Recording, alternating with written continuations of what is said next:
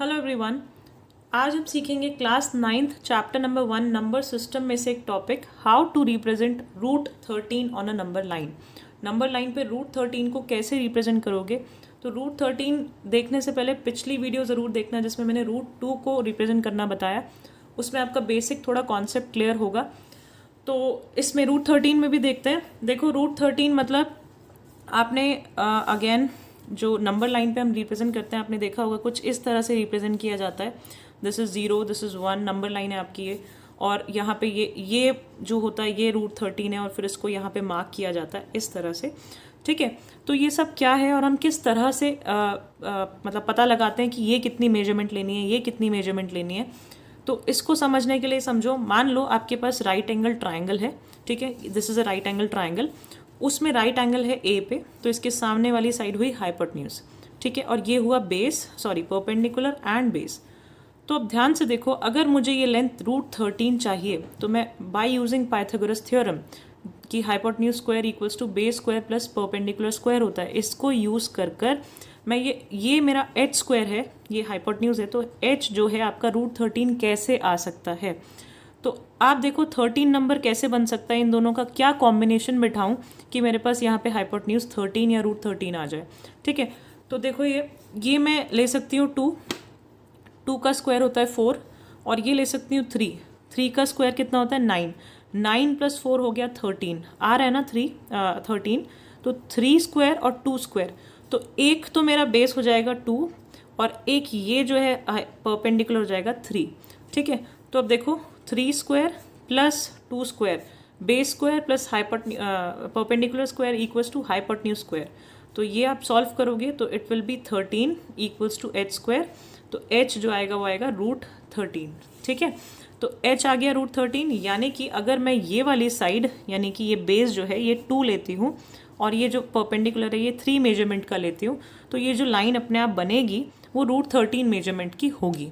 ठीक है, अब इसी चीज़ को कैसे कंस्ट्रक्ट करना है वो देखते हैं। सबसे पहले हमें ड्रॉ करना है एक नंबर लाइन। तो लेट्स से ये आपकी नंबर लाइन है जिसमें इक्वल डिस्टेंस पे आपको नंबर्स को रखना है। So this is 0, let's say ये आपका हो गया 1, दिस इज 2।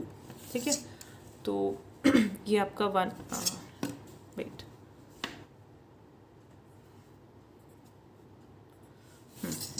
तो 1 2 3 4 एंड -1, राइट। इस तरह से रहेगी नंबर लाइन।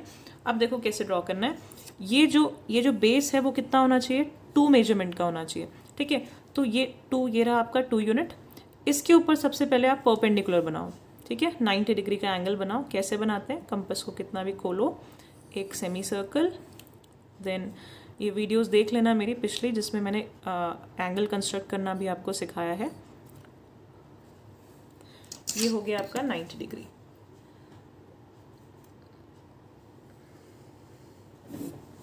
ठीक है, ओके, सो ये बन गया 90 डिग्री। अब देखो क्या करना है, ये 90 डिग्री है, ये 2 यूनिट है। अब मुझे यहाँ पे कितना चाहिए, 3 यूनिट। ठीक है, तो ये 3 मेजरमेंट का मैं यहाँ से कंपास खोलूँगी ऐसे। ठीक है, ये देखो 3 मेजर करूँगी, 3 यूनिट मेरा है कितना एग्जैक्टली, और इस 2 से मैं यहाँ 3 तक आर्क लगाऊंगी। अब ये ज़्यादा ऊपर जा रहा है तो इस लाइन को एक्सटेंड कर देते हैं। मैं थोड़ा रफली बता रही हूँ, आप इसको थोड़ा फेयरली कर लेना। तो ये आ गया मेरा जो पॉइंट है, ये 3 यूनिट्स है। ठीक है, तो ये 3 यूनिट हो गया, ये 2 यूनिट्स है। तो देखो ट्राइंगल बन रहा है भाई, this is base which is 2, ये परपेंडिकुलर है 3।